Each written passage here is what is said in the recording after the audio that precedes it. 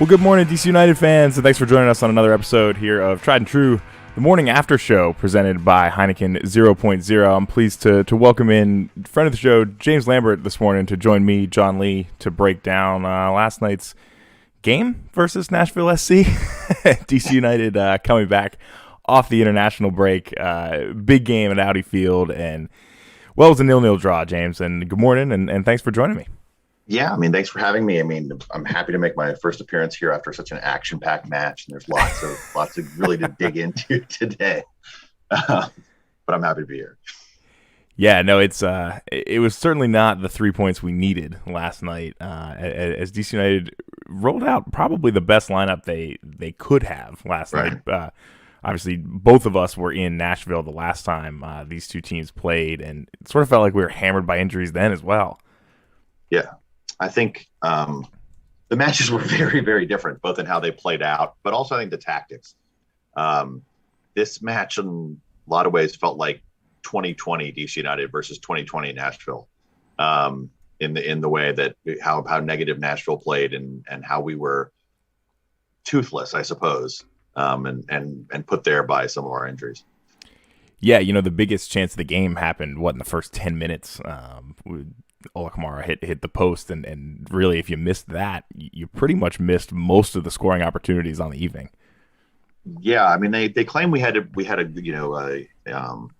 goal in expected goals, and I think there was that chance, and there was the chance by Canals, which was also in the second half off the header. But yes, it was few and far between. We just didn't generate very much, and I think it was between smart tactics by Nashville. But again, I think there's a lot we could have done better probably to put ourselves in a better position. Yeah, let's take a quick look at the lineup for DC United last night. Hamid back in goal, who was obviously not available the last time we saw Nashville, and the Nashville fans very quickly learned John Kempen's name after scoring 5 in that game. So having Bill back, as Michael would typically say, is good for a goal a game. Had a few saves last night. I don't have the exact number in front of me. But Hamid was back in net, obviously. Kevin Paredes, Donovan Pines, Steven Birnbaum, and Andy Nahar and Julian Gressel rounding out the back line. Junior Moreno, Russell Canals, Nigel Roberta, Adrian Perez returns from injury, and Ola Kamara up top. So in terms of the lineup, I really thought this was about the best we could do given the injuries to Paul Arriola, to Edison Flores, and the several other injuries that this team's dealing with right now. Yeah, Jordi Reyna out. I think I agree with you. This is probably the best lineup we could have put out. And the one notable, I think, position is Roberta playing in that kind of half space position that, Flores or Arriola would play in. And there was, particularly focused on, how he would do in that role. And I think he started actually somewhat brightly, but fell off after the first 15 minutes or so. But everyone else, starting in their typical positions. Yeah, and for me, I think this not only was sort of the best lineup, but we didn't really make any changes until halftime, and the halftime changes were interesting. Andy Nahar and Adrian Perez both going down. Perez I wasn't as surprised about coming off the injury, managing 45 minutes. There were some concerns about Andy Nahar, and I'll be interested to hear when we listen into last night's press conference if that's something that Hernan Losada addresses. Nahar, I believe, played in all 3 qualifying games for Honduras, and there was some concern that perhaps he picked up a knock last night. And I certainly hope it's not a knock, because that he's one of the few top players we have healthy right now. But yeah, he had played in 3 matches, including I think he went 90 on Wednesday for Honduras. So it could have just been a planned change. Whereas, as you said, Perez was both coming off injury and was not sharp last night, by any measure. Yeah, and we talk a little bit about Andy Nahar. I want to ask you, since you've been around DC United longer than our normal crew has been, with Nahar coming back this season, we had some healthy debate earlier in the season of, what are we going to get from this guy? And obviously all 4 of us and most DC United fans, I think, have been very pleasantly surprised and over the moon with the player that Andy Nahar has been this season for the team. But I am curious sort of where your expectations were at the beginning of the season when DC United brought him back coming off of endless injuries. What were you hoping for, and how would you describe the impact he's had on the squad? I was very pessimistic. I mean, I'm not gonna lie. He's proven me wrong. I thought he was done. I thought that if he went to LAFC and they couldn't get him healthy and get him playing, that it was worth taking a flyer, but we probably weren't going to see anything from him. And he's turned into a borderline best 11 defender. I mean, I think he's just been wonderful. I think he may be our best player or most impactful player the whole year. He changes how we play. I thought we saw this vividly demonstrated last night between the first half and the second. Yeah. He's just been amazing for us. And I think Matt Doyle from MLSsoccer.com had made the comment that he doesn't know if in the history of MLS any center back has ever been played in a role like Nahar, where he's expected to carry so much of the play and able to drive upfield. So it's been amazing. Yeah, it was something that I was happy to see we were filling a roster spot. I think that's how I worded it, which tells you just how pessimistic I think we all were about bringing him in. And I got to tell you, he's on the short list for man of the season for me at least. The impact he's had on this squad has just been tremendous.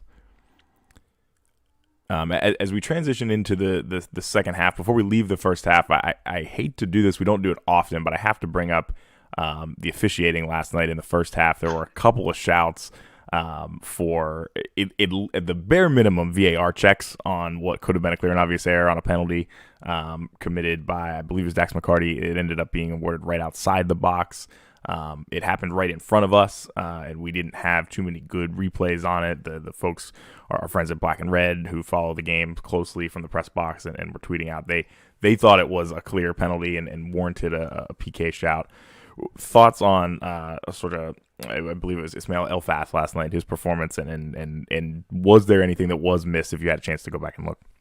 I went back and tried to look. I was not able to. Unfortunately, I think this happens frequently where the MLS highlights package does not show possible penalty calls or really penalties lead up to penalties, quite frequently. And I don't get NBC Sports Plus.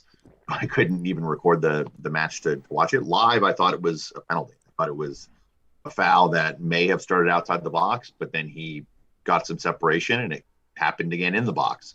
And the play was let run.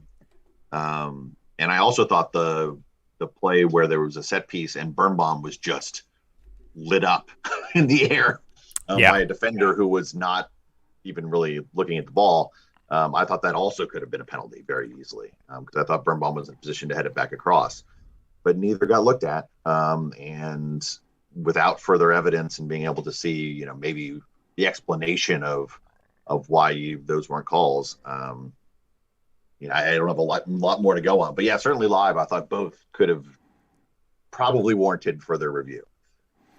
Yeah, it almost begs the question sometimes when when you have multiple, especially in one half, that don't get looked at, you kind of start talking to the folks around you so is VAR functional tonight? Are they not looking at these because, somebody clipped a wire and we don't have the ability to go back and look?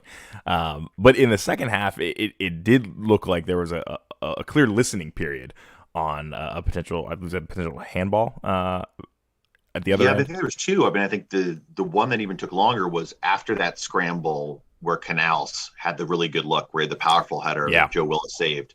Robertha was kind of taken out by Dax McCarty in the scramble. And they definitely looked at that. I think we commented at the time, and that I was able to see on the replay that I agree that of the three, seeing them, that looked like the least serious of the of the infractions, yet that's the one they took the longest look at. Or why, but yes, at least it seemed like it was functioning in the second half.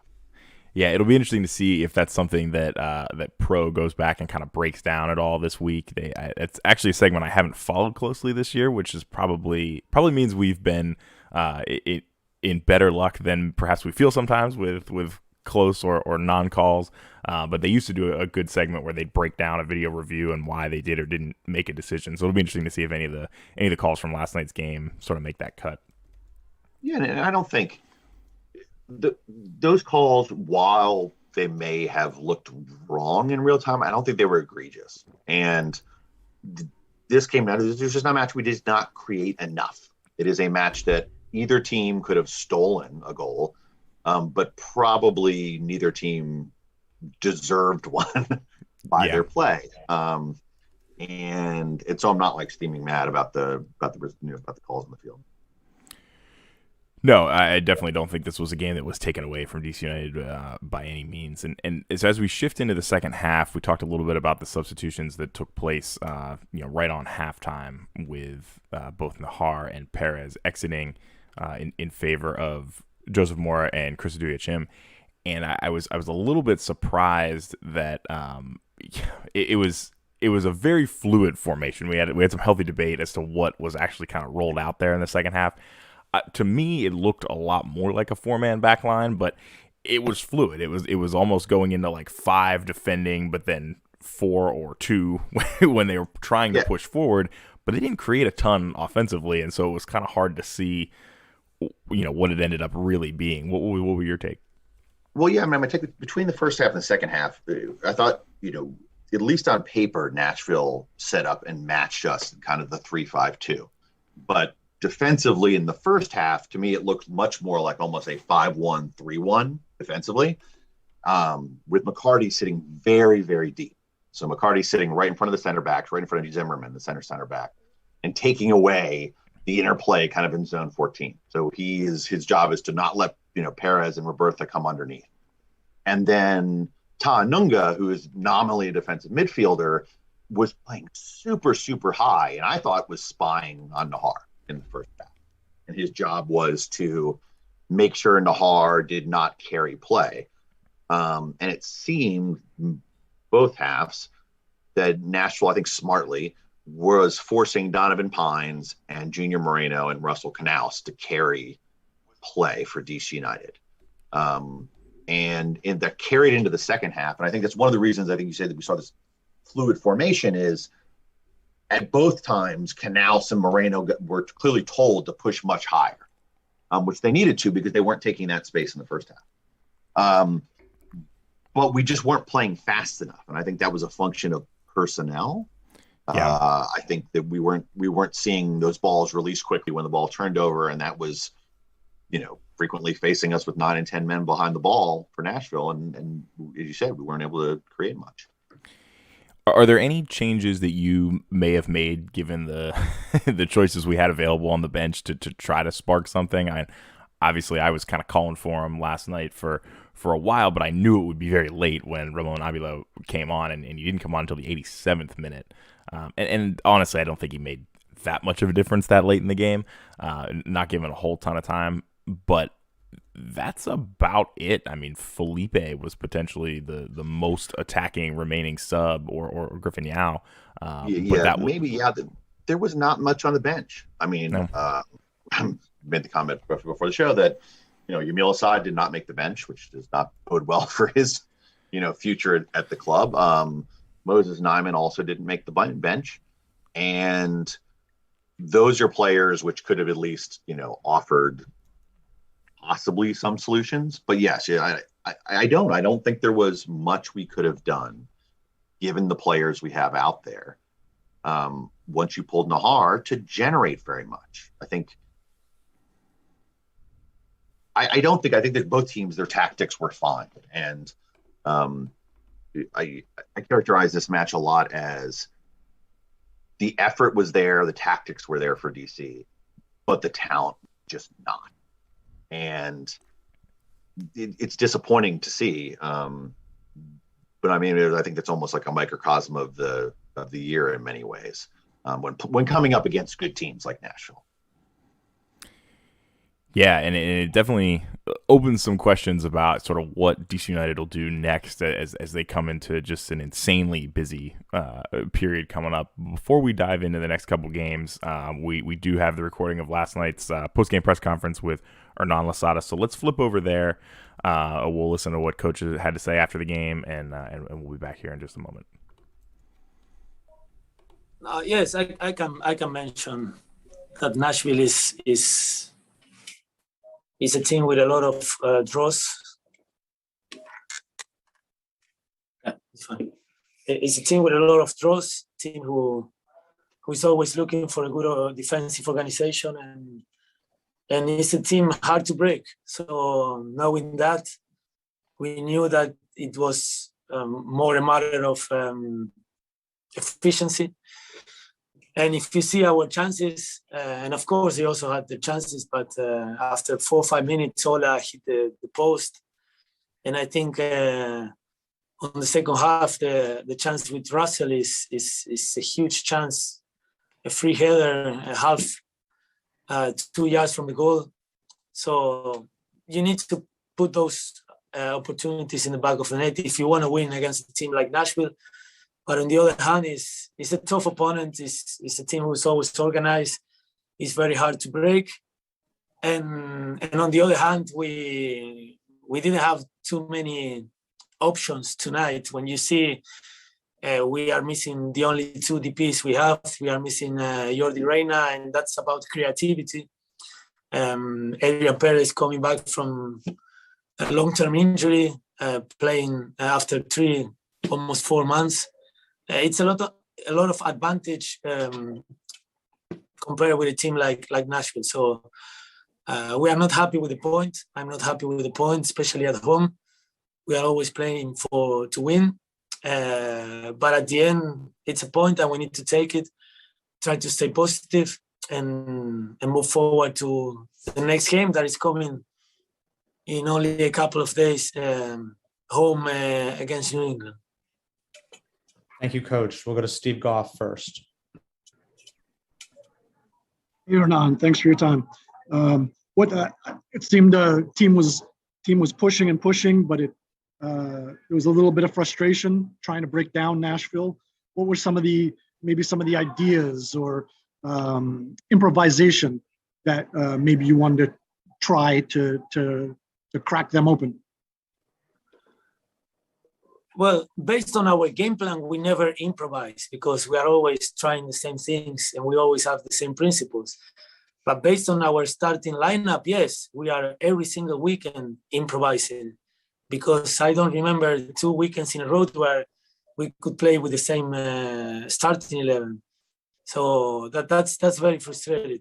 And of course, coming from an international break, that the players have a heavy program and a lot of trouble, but 3 out of 5 are coming back hurt from the international break, and that's bad for a team like us. So playing with no DPs on the field, you need to start with Nigel Roberta, you need to start with Adrian Perez, players who didn't get so many minutes because they have been missing games because of injuries, and it's always a gamble. It's always a 50-50 chance. It can go well, it can go wrong, but the organization is there, the principles are there, the mentality is always there. The players are giving everything what they have every single game, week in, week out.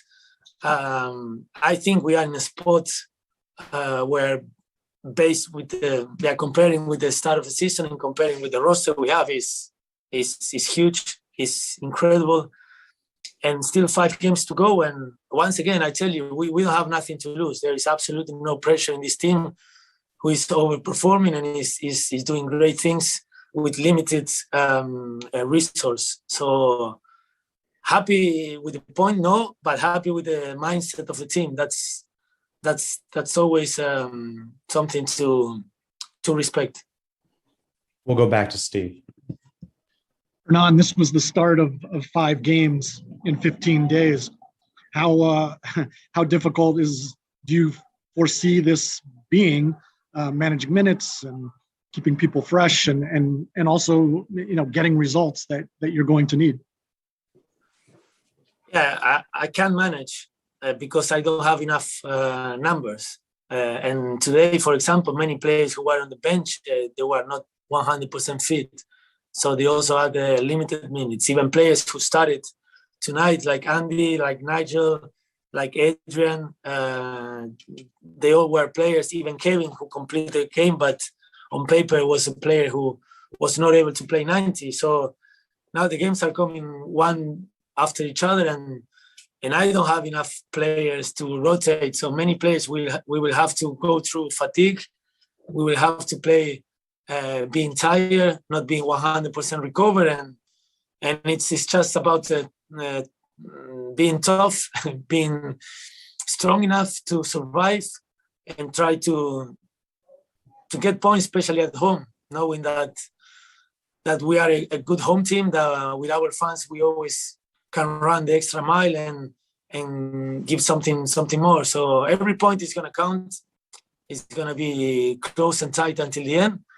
So super positive, because we are in a spot where nobody believed before the start of the season. We'll go to Moises. Profesor, buenas noches. Estamos ya en lo que es esta recta final de la temporada y se viene un rival, tal vez el mejor equipo de la MLS a mitad de semana. ¿Cómo cambiar de chip para ese encuentro, ya que se vienen muchos partidos consecutivos? Sí, no tenemos opción. Hay que jugar todos los partidos que quedan y mañana descansaremos y entrenaremos, pero haciendo recuperación. Los chicos que hoy no jugaron entrenaron un poco más y luego el lunes podemos empezar a hablar de New England. Sí, New England es sin duda el mejor equipo del torneo, basado en resultados, basado en puntos, basado en la disponibilidad de jugadores que tienen. Tienen muchas opciones, sobre todo en ataque. Es un equipo a respetar, pero un equipo al que se le puede ganar. Nosotros estoy convencido que podemos ganarle a cualquier equipo en esta liga. Ya hemos estado 2 veces muy cerca cuando jugamos en New England, así que con mucha tranquilidad, energía positiva y a disfrutar esta recta final que va a ser emocionante. We'll go to Mario Amaya. Hola Hernán, quiero solo preguntar de la importancia de recuperar jugadores como Nigel Roberta y Adrián Pérez ya entrando en la recta final de la temporada, especialmente con 5 partidos ya en 15 días para terminar la temporada. ¿Qué significa para el equipo tener a esos jugadores de regreso, recuperados de sus lesiones respectivas? Sí, están recuperados, pero no están 100% físicamente como para poder jugar. Así que sí, los hemos recuperado, pero necesitan partidos, necesitan tiempo para sentirse bien y no hay tiempo. Así que obviamente contento de tenerlos, pero frustrado por saber que en 5 partidos termina el campeonato. Y este año muchos chicos se han perdido muchos partidos, así que creo que es algo para analizar nuestros perfiles físicos, analizar la manera en la que recuperamos a los jugadores, la manera en la que trabajamos fuera del campo y dentro del campo, porque creo que no es normal haber tenido tantos jugadores que se han perdido tantos partidos y jugadores por los que el club está pagando muchísimo dinero, así que es una evaluación que haremos al final del campeonato, pero en este momento no queda otra cosa que pensar en el próximo rival que llega en 3 días y mantenerse positivo, porque todo es posible y está en nuestras manos. Coach, one more question. Back to Steve Goff. Hernan, I just want to check on what is Yamil Assad's status? He was not part of the roster tonight. Coach, that's it. Thank you. Thank you. Well, that's a clearly frustrated Hernan Losada there, talking a little bit about, just the fixture congestion, the lack of quality roster depth that he's alluded to throughout the season during these opportunities to talk with the press. And yeah, he said it, 3 of 5 folks going out on international duty come back injured. That's not a great return with 5 games upcoming in 12 days. Yeah, I think I don't think this was spin today. I think it was a very accurate characterization by Losada. I mean, the mentality was there. You nearly doubled them up on duels. The team was committed, but yeah, we don't have the bodies right now. And for the first time this week, I actually got concerned that we may not make the playoffs. And I think that's crazy. But for months, I felt like, you know what, this team is good enough, and we will get back healthy. But the story of the season to me still is that, again, like Losada said, mentality is there. It's committed. The tactics are there. The roster depth, we didn't make an attempt. They didn't make an attempt at. I mean, it wasn't they even got it wrong. They just chose to take this year off in that regard and build towards future. But that's what may get us in the end.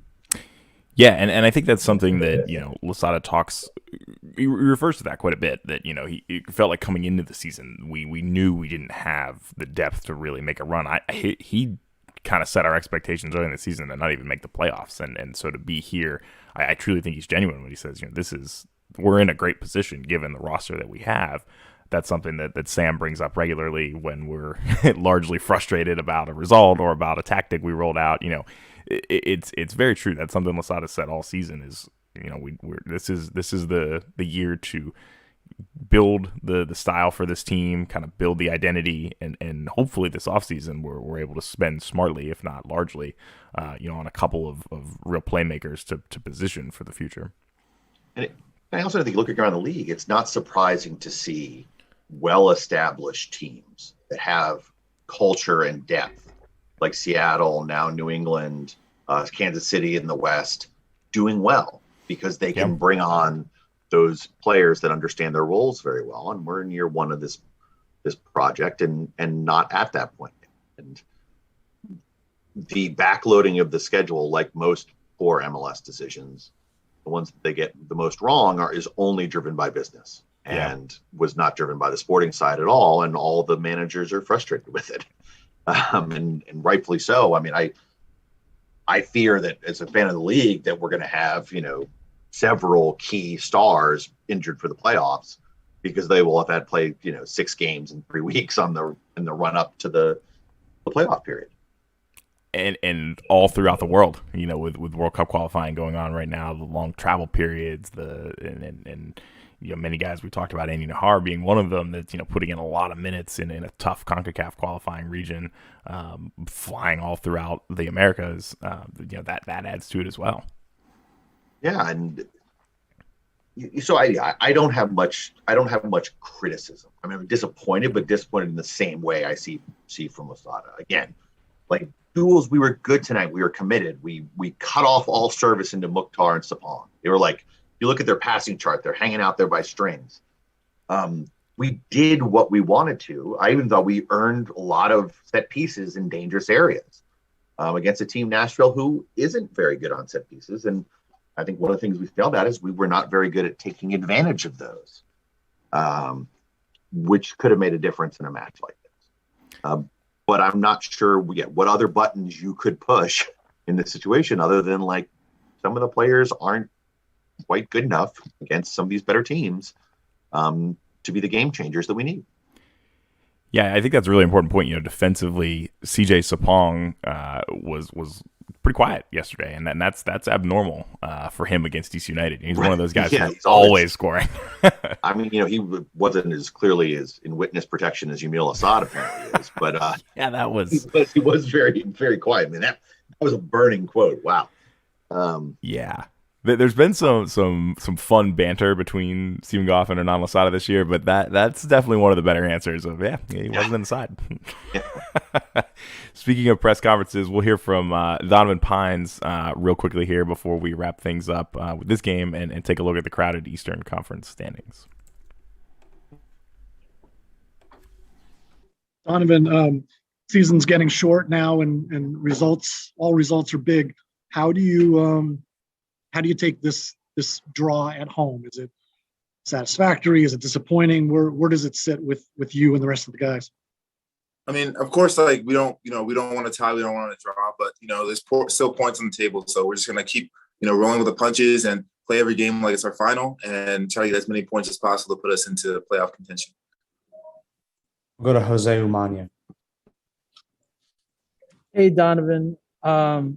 Wanted to know a little bit of what was the game plan to prepare for CJ tonight. Hernan said he liked how you guys did well to maintain their pressure, but what was the game plan coming into limiting Sapong's chances today? It was just, communicating as much as we could. So when CJ would switch, me and Steve would say, okay, Don, you get this guy, he covers. So honestly, we were just working in tandem and making sure that we kept tabs on Mukhtar and on CJ because those were the threat guys going forward. We'll go back to Steve Goff.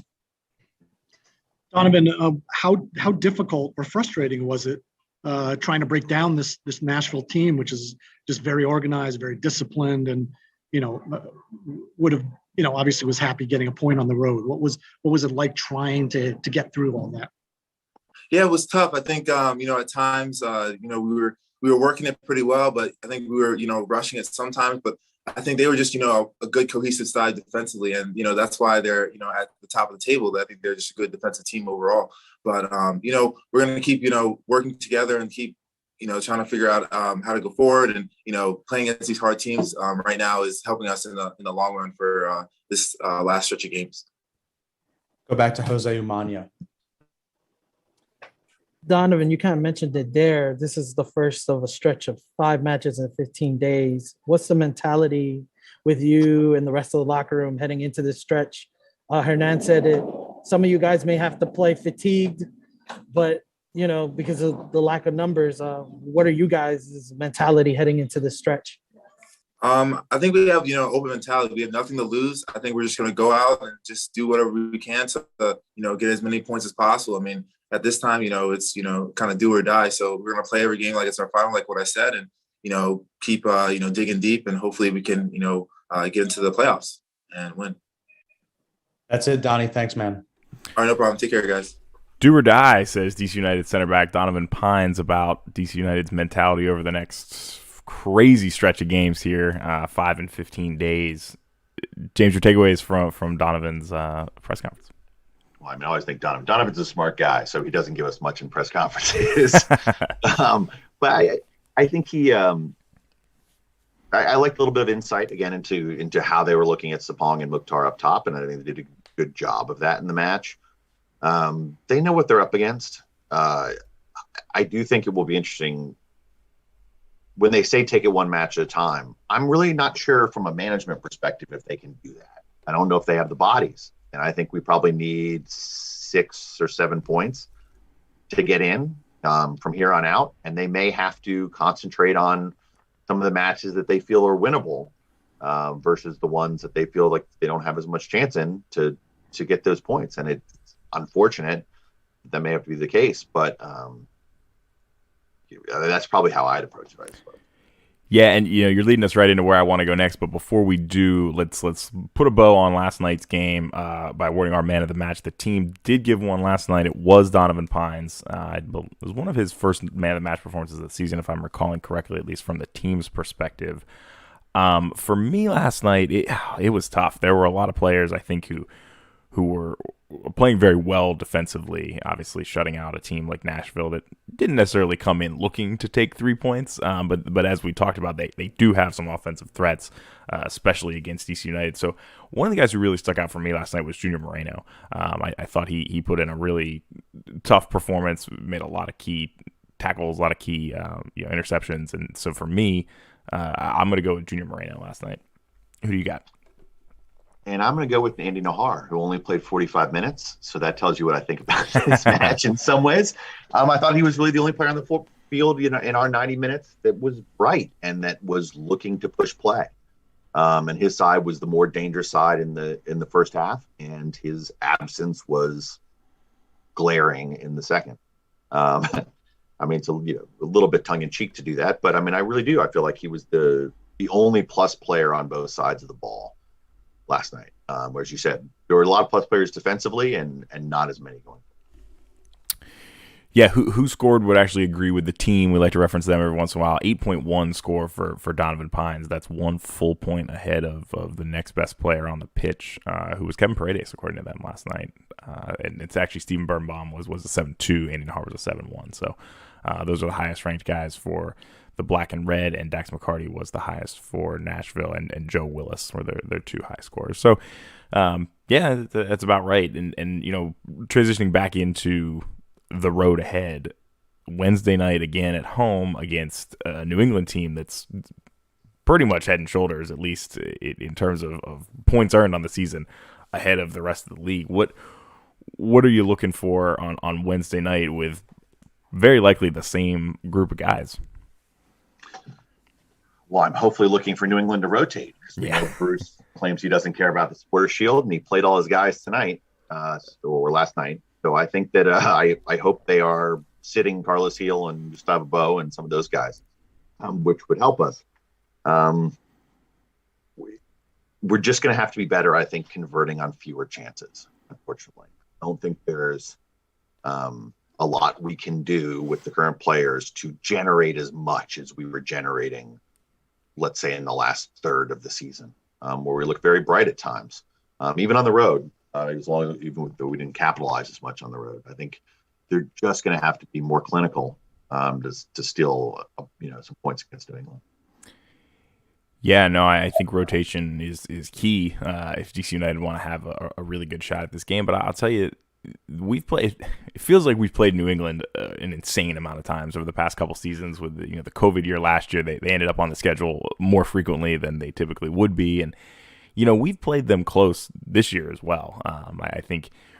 Certainly. But I think the time is kind of ripe with, if they rotate, like you said, and like is probably fairly likely, DC United could definitely take 3 points on Wednesday. I don't think it's a given by any stretch, but I think that it's about time we take those 3 points from New England, and that would really put us back kind of where we want to be right now, because we talked a little bit yesterday before the match of looking at the 3-game week here, home to Nashville, home to New England, away to New York City. I think we both agreed you got to get at least 4 out of that in order to kind of keep pace. And last night did not go great outside of DC United in terms of the standings. So you got 1. If you can get 3 on Wednesday, you put yourself in a good position to exceed potentially expectations by nicking a point in New York at the end of the week. Yeah, and I think we'll see. Some of it's just the toughness. I think it's whether the team is able to grit out a performance against a team that's probably better than them at most spots. And I don't know. I feel like there's some action here. I feel like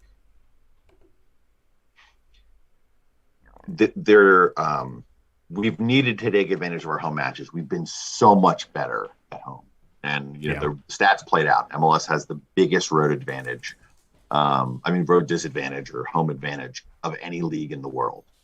And we're going to have to go to that postage stamp at Yankee Stadium, which is just not easy to play on. It'll be Losada's first time managing there, even as a pressing team. And I think that is hard. We are hard pressed anytime to get points at Yankee Stadium. And so the New England match may actually be a better chance to concentrate on.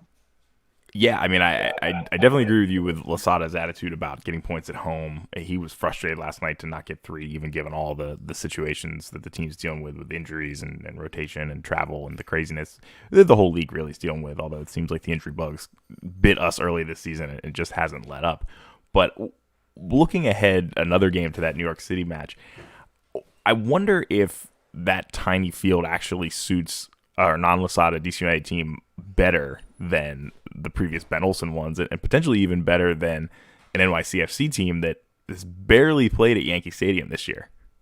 And that's certainly true. That's the point I made about them not playing at home very often, their true home, that I hadn't thought of. I completely agree with you that it fits a Losada pressing team much better. Historically, as an analog, the Jesse Marsh Red Bull teams were great at Yankee Stadium.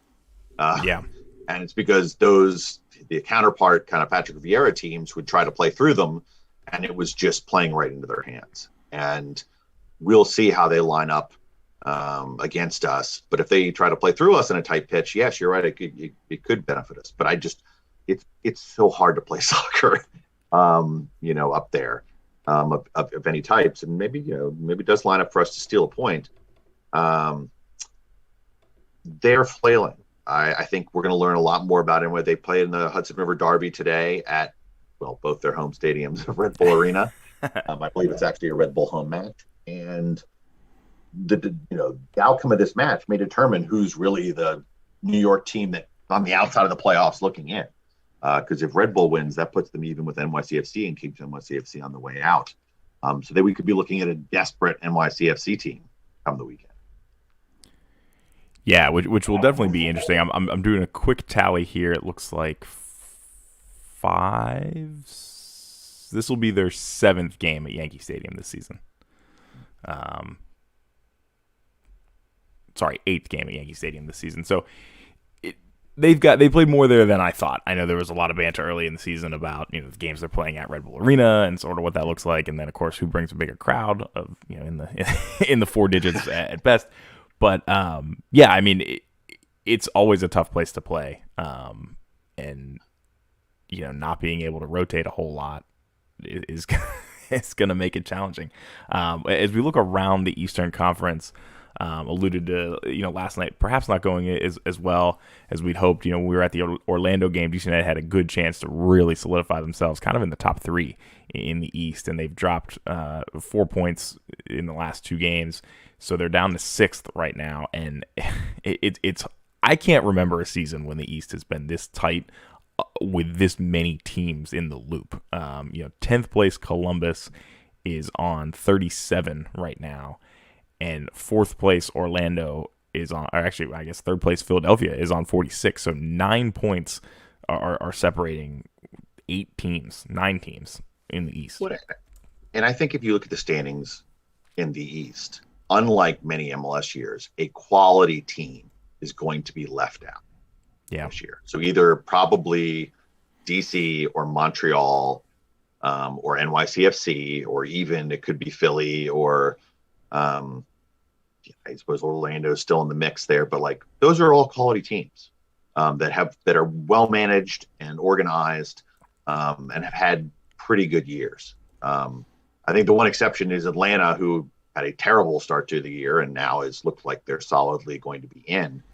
But somebody's going to be on the outside looking in this year that probably had a good season. We can't always say that. And I think in the West, we're not going to say that. I think the last team in is probably going to be, a team that has floundered a bit down the stretch. And it's, unfortunate outcome that happens. We happen to be in this conference in a year where we need talent and tactics. And we unfortunately haven't had both at all times. Yeah, and it's, not having two DPs on the field at the same time for hardly any measurable minutes this year. Maybe, just maybe, the stars will align and they'll come back, both Flores and Ariel, in time for the playoffs and maybe get some quality time together, and DC United could make a run.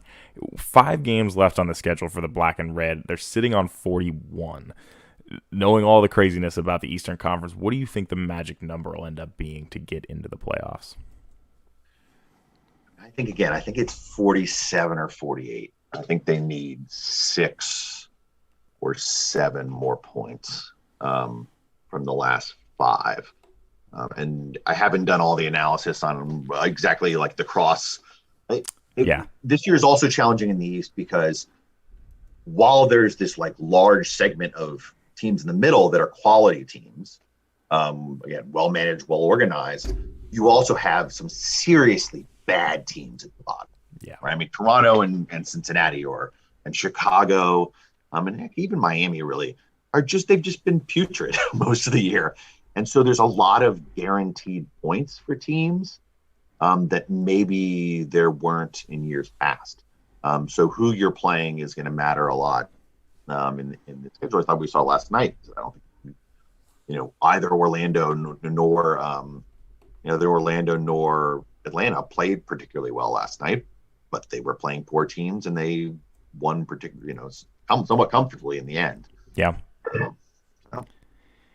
Yeah, the final 3 games for DC United are obviously going to be critical. Two home games in there against the Red Bulls and Columbus, which are 2 teams right now on the outside looking in. Tough teams. I don't think either team is one you want to sleep on, but good opportunity at home. And then the final week of the season, they go away to Toronto, who is, as you said, one of the worst teams in the league this year. Never an easy road trip to make, but I guess it's frustrating to have the 3 games that we have coming right off the international break right now, but it does seem like the final 3 games of the season are a little more favorable for DC United, and hopefully some health comes along with that, and they can make a run. Right, and that also points to maybe with Losada and like managing Nahar's minutes and looking at not rushing Areola back, saying, do you just get through this week and get what you can get? And then hopefully in the final 3, you get the points you need to make it in. versus pushing them back. I mean, I think he's done a great job managing players in terms of Losada is not the one pushing them into injury. They didn't get pushed an injury on the international break. He likes to get players back at 100% before he rolls them out. The question is, how will that line up with how much just pure days we have left in the season? Yeah, well, that puts a little bit of a bow on sort of the DC United portion of the show. But before we wrap for the day, I want to talk a little bit about the U.S. men's national team coming off of a 3-game window going into that. I think most people said they had to get at least 6 points, and they did that with wins at home against Jamaica and Costa Rica. Dropped some points on the road potentially away to Panama, but the U.S. are in second in the octagonal on 11 points. 3 behind Mexico, who they take on in the next round at home in Cincinnati. Different than the usual Columbus location for that game. Columbus obviously had the Costa Rica game this past week. Canada is in third with 10 points, and I think we're starting to see potentially a little bit of a natural break in the table between the 3 automatic qualifying positions and the rest of the group. But if there's one thing that I've learned following CONCACAF qualifiers over the years, it's to never get too comfortable. So what are your thoughts sort of on the U.S.'s standing right now and sort of where they go from here? I find the U.S. difficult to assess because while I would agree with most of the pundits that they are extremely frustrating because they do not put together even performances match to match. Yeah. Even as far as playing style. They sometimes seem like they've never trained together, and then at other moments, like in the Costa Rica match, they look like they're pinging the ball around for 30 minutes, and a lot of that's personnel. I also think we fall in the trap of comparing this teams to previous qualifying cycles, and this one is very different. We are playing 3-match windows. We have 5 substitutes. It is a very, very different animal than what we did before. We cannot play in a 2-match window. You play your best 11, 2 matches. Yep. If pending injuries, you can't do that. The teams that have tried to play their top 11, like Panama and Honduras, have gotten smacked in the 3rd match. Costa Rica, because they run out of their legs fall apart. And I don't disagree with Berhalter's rotation to have guys fresh for the 3rd match and for the home match in this window. It turned like it played out well for him. I do think that 5 subs, unfortunately, does not suit a tinkering manager like Greg Berhalter very well. I think he tinkers too much and gets it, as the guys of the Scuff podcast say, a little cute with some of his moves. And knowing that he can, quote, correct them and find his solutions in the second half. And I think we saw that in Panama. There was just probably too many moves and too many key positions. Yeah, no, I think that's really fair. And, looking ahead to this Mexico match next, obviously it's the biggest one, I think, in most people's minds, certainly in my mind, of the fixture set. Home against Mexico, you've got to win that game. That really puts a flag in the sand that, we're going to go through. If you drop those points, then it's hard, and I think the games remaining for the U.S., they got some tough away days still. They still have to go to Mexico. But Costa Rica. They got to go to Costa Rica. That's right. And, it's a interesting window for the U.S. Then they go away to Jamaica, who have been playing behind closed doors. And I don't know that they've made an official decision for the next game. But that's, far travel, and you're still dealing with the CONCACAF officiating and playing services down there. So even without a crowd, that's a tough away day, even though, Jamaica's low in the group. But Mexico has both the U.S. and Canada in this window, and so it could go several ways. Mexico could win both of those games and pretty much start running away with this thing. They could drop both those games and make it real tight at the top. Or it could be the standings could look very much like they do today after this next window, which is the only 2-game match window of the season, of the qualifiers. And I'd like to, at a moment, like, also take a step back from the analysis to maybe just the spectacle of it. With how qualifying sets up this year, and that we won't have to qualify for 2026. And then moving forward after that, we're going to have that 48-team World Cup, where frankly, the U.S. is not going to have to struggle to qualify right in the future. This is the last of the truly grand US-Mexico qualifiers in the US. Yeah. And I mean, pending another FIFA change, which could happen, but this whole cycle, like, it's stressful, but it's kind of what you love about sports. Yeah. And we may be losing that in the future. And so I think I hope we can savor it with healthy players on both sides and a well-played match, because it's really what it's all about. US-Mexico it's one of the best rivalries in all of sports. I do not think it gets the kind of general credit in the United States outside of the soccer community for how much the best rivalries expand beyond the field, right? The socioeconomic and political factors, and that's what U.S.-Mexico is. And so it's always beautiful. And it's not Columbus, but it is Ohio. Yep. And I'm really I'm hoping for that great spectacle like we've seen in the past. Yeah, and we had 2 legendary U.S.-Mexico games this year already. That the Nations League final was just out of control.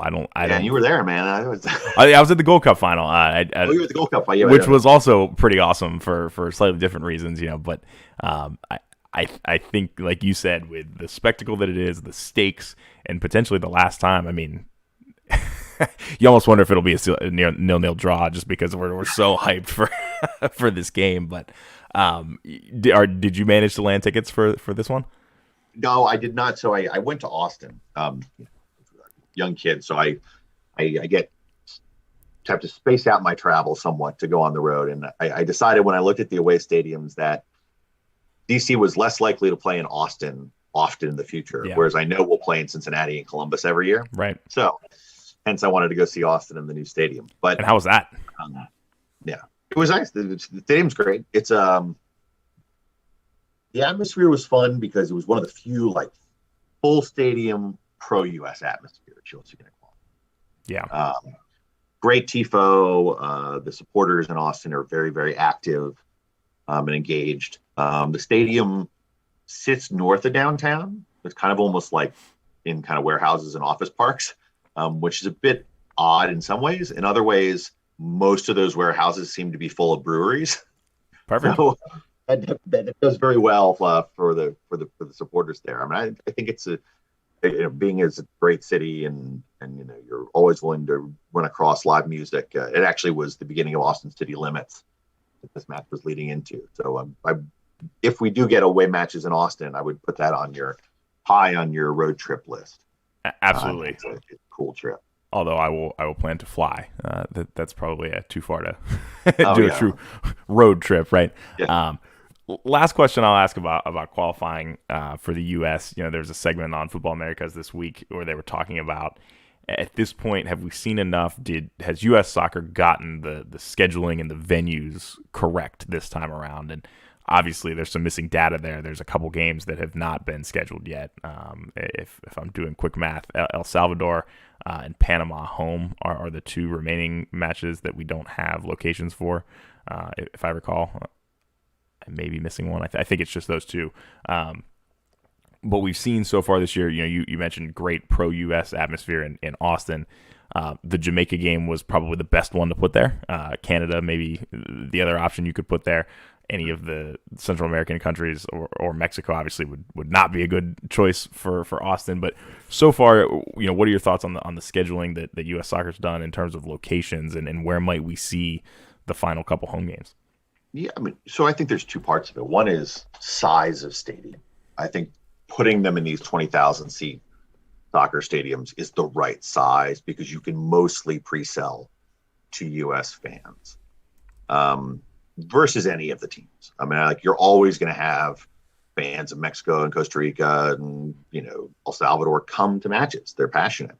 But if you're putting it in a 20,000 seat stadium, I think it's the right size.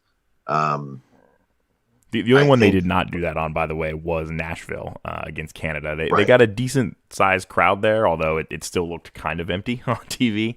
The difference between 20,000 seats, 20,000 fans in Austin and 40,000 or whatever it was in Nashville, it felt more intimidating in both Columbus and in Austin because it's got a roof and everyone's, you're bearing down. I thought the U.S. crowd in Columbus did a great job of carrying the U.S. through that first minute goal they gave up. Yeah. And so I feel like it's better in those smaller venues. What I would still love to see is when we head into the winter, I want a qualifier in St. Paul and Minneapolis and the Twin Cities. I wish Mexico would have been there. I think that is a great future location for playing Panama or any Central American country. Is put it where it's going to be really, really cold. Because we know, remember the snow match in Denver and obviously the La Guerra Fria in Columbus versus Mexico, like it affects those players. It's one of the true home field advantages we can generate here. Yeah, there are 3 left. I misspoke earlier. El Salvador, Honduras, and Panama, all home games for the U.S. January 27th, February 2nd, and March 27th. So 2 opportunities there at least against El Salvador and Honduras to do something potentially in a super cold location, and I think that would be awesome as well. I don't know that we'll see much on the East Coast for any of these games. I hope they've learned their lesson from the debacle against Costa Rica 4 years ago in New Jersey. I think Audi Field is a great place to potentially host these games, but with the opponents that are left, I certainly don't want to see them put the Salvador right. Exactly. Having attended the 2001 qualifier versus Honduras at RFK, that did not go so well. I don't know if you saw, but in the next window, Canada is hosting Mexico and Edmonton. Are they really? Yeah. That's brilliant. So, Fonzie Davies playing at home in very, very cold weather. That could be fun. Yeah, it's crazy to think that after the next window, there's only a few games left. They've rolled through these qualifiers so quickly, and yet we got to wait until next winter for the World Cup in Qatar. Before we wrap things up for the show, thanks again so much for joining us, James. A lot of our listeners may or may not know, but you certainly had a lot to do with helping to get Tried and True off the ground, and so we thank you for that, and thank you for joining us today. And sorry it's taking so long to get you on, but we appreciate the insight and for being a part of the show. Yeah, thanks for having me. I always love to do it. It's trying to clean up a little bit of what's like in the stands when we talk to each other, but hopefully again I'll offer some insight and fun, and thanks for having me on. Yeah, absolutely. As we look ahead, we talked ad nauseum about DC United's upcoming fixtures, but Loudoun United lost last night 1-0 away to Hartford, who they seemingly play quite regularly. And I don't know that they've beaten Hartford to date, but they're away to Red Bulls 2 on Wednesday. And the Spirit, we could do a whole episode on the Spirit and the craziness that's going on in the NWSL. But on the field, the Spirit won 2-0 last night against Reign FC. They're in a great position to make the playoffs. And their next match is home versus the Houston Dash on Halloween. And that's an Audi Field game. Yeah, and I believe if they could even make the playoffs this weekend if Houston or North Carolina lose today. That team, I caught the second half of the match after I got home from the DC match, and there's a lot about them that are like, screw it, let's go win the whole damn thing. They did a picture before the match, showed up on Twitter, where they almost like their team photo was sticking their tongues out, looking silly, and there seems to be a vibe that they may be bonding around all this trauma. Really is probably the correct word for it, and they're playing some good soccer. So, great for the Spirit. I would love to, maybe steal a home match at some point in the playoffs, because I think it's a time that many of us in the Washington area could demonstrate, that support and passion for keeping that club here and putting it in the right hands. Absolutely. Lots of excitement on the field for them, and hopefully things are trending in the right direction off the field, although there's plenty of work to be done in order to get things back on track and where those players and fans deserve. James, I think that's it for this show. Thanks again for joining us. Our next show will probably be Wednesday night. We'll finalize for sure, and we'll let you know on our social media channels. And there's an outside chance that for the first time in what feels like 2 months, the whole gang will be back to do that show. So it's crazy when COVID's sort of on the back burner and we're able to travel and live life again. It's all of a sudden hard to get 4 people together to do a podcast. So you guys are the marrying age too. So all your friends are getting hitched, and Yes. They're tough to pull together. Weddings, honeymoons, everything. So, but we look forward to our next show. And thanks again for listening and being a part of the family here on Tried and True, the morning after show presented by Heineken 0.0.